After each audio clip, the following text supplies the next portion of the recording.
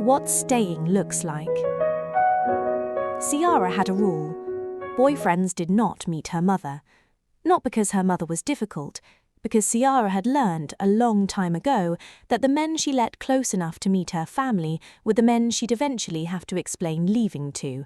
So she'd stopped introducing anyone. It was easier, cleaner. Fewer people to disappoint when she inevitably found the door. She was getting dressed for her mother's birthday brunch when she caught herself looking at her phone for longer than she meant to. Nick's name sitting there, their last conversation still open. You know this isn't casual anymore, right? She still hadn't answered that, not out loud, but she found her thumbs moving before she'd fully decided to let them. My mum's brunch thing is today. It's not a big deal, small group, kind of boring, honestly. You don't have to. The 3 dots appeared almost instantly. What time?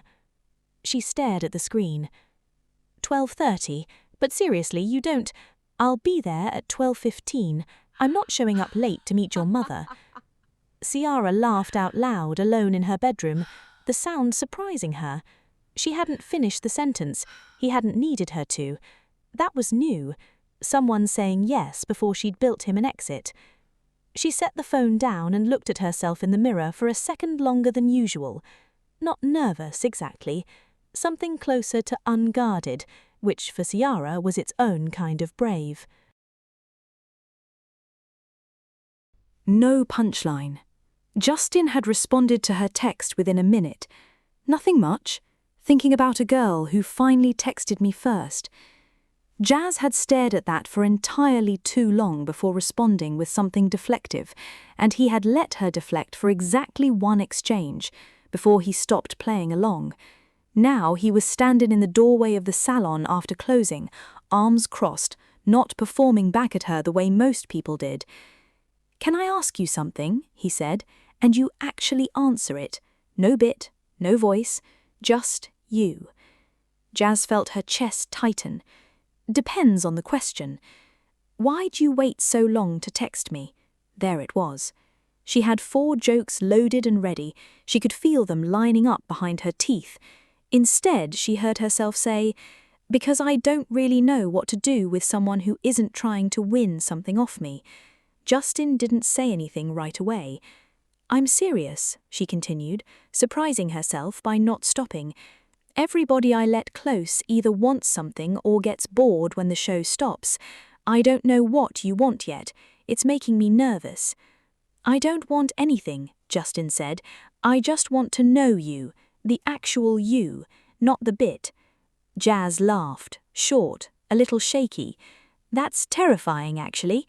"I know. I can't help that. I'm a calm person." She almost smiled. "Can I take you to dinner?" he said. "No salon, no audience, just us." Jazz opened her mouth. A joke arrived, fully formed, ready to deploy. She let it die there instead. "Yeah," she said.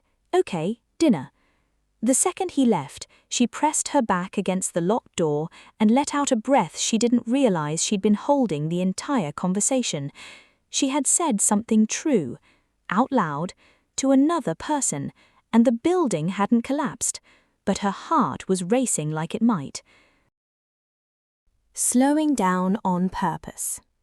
Ava had made a lot of decisions in her life by being decisive, fast, clear, no lingering in the uncomfortable middle longer than necessary. But this wasn't a decision that rewarded speed. She sat at her kitchen table with her tablet open, a habit left over from business school. When something felt too big to hold in her head, she wrote it down and made it smaller. Aiden, she wrote, alive, spontaneous, exciting, unpredictable in a way that feels like oxygen. Corey, she wrote underneath, steady, peaceful, feels like myself, unremarkable in the way good things sometimes are. She stared at both lists for a long time. The old version of Ava would have picked whichever list felt more impressive on paper, but she wasn't trying to impress anyone with this decision. She was trying to actually live inside whichever life she chose, and she didn't know yet which life that was. So, for the first time in longer than she could remember, Ava decided not to decide. She picked up her phone. Ava, to Aiden. I like you. I'm not going to pretend I don't, but I need some space to actually think clearly, and I can't do that while I'm also seeing someone else. I hope you understand. She sent it before she could talk herself out of being that direct. Then she opened a new message. Ava, to Corey. I need to say something and I need you to let me say all of it before you respond. I think I have feelings for you that go past being neighbors. I also think I owe it to both of us to be honest that I'm sorting some things out right now. I'm not asking you to wait, I'm just telling you the truth. She sent that one too. Then she set the phone down, face up this time, no longer afraid of what either of them might say back. For the first time in this whole confusing chapter, Ava felt something other than torn. She felt like she was finally steering instead of being pulled. Paying attention. Brianna had decided against confronting Jay, not because she was scared of his answer, because she wasn't ready to hear it yet, and she respected herself enough to know the difference. So instead, she started paying attention in a different way, quietly, without announcing it. She sat in her car in the parking garage after work, the engine off, the radio off, just her and the silence, and she opened the Notes app on her phone. She titled it Nothing in Particular, just started typing. Tuesday, said he was working late, got home at 9:40, said dinner with the team, didn't mention names. Thursday, phone buzzed twice during dinner.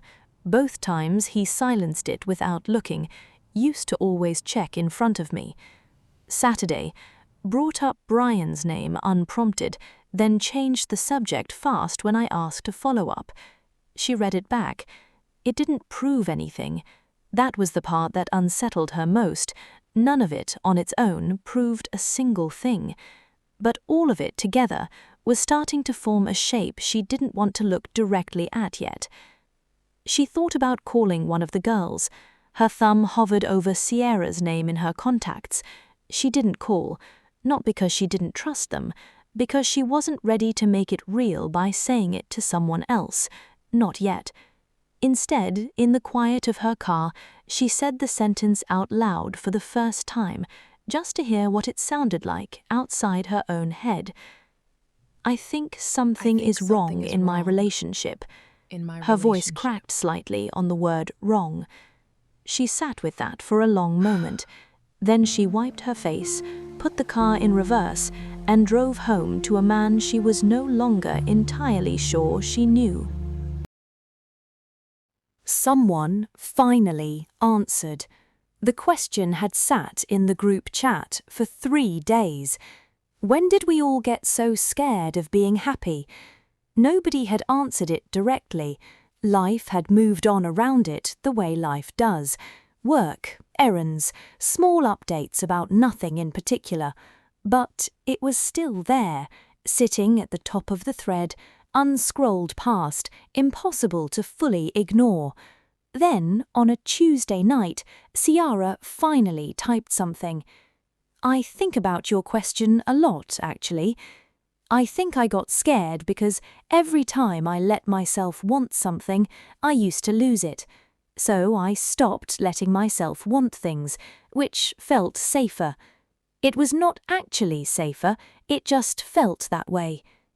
Ciara Munro getting real in the group chat. Who said you could do that? Don't make this a bit. I'm not. I promise I'm not.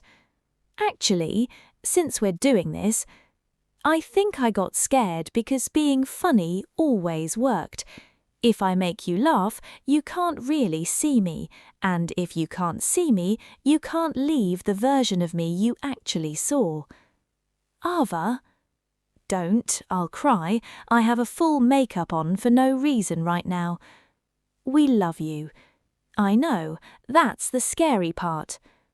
A pause settled in the thread. I'm reading all of this. I love you guys. You good? A long pause. The typing bubble appeared, stayed for a while, disappeared. Then, instead of words, Brianna sent a single heart. Nothing else. The other three looked at their phones a little differently after that, each of them sensing, without being told, that there was more underneath that heart than any of them had been given yet. But nobody pushed, because some truths needed to be said in person, and Brianna wasn't ready. Not yet. To be continued.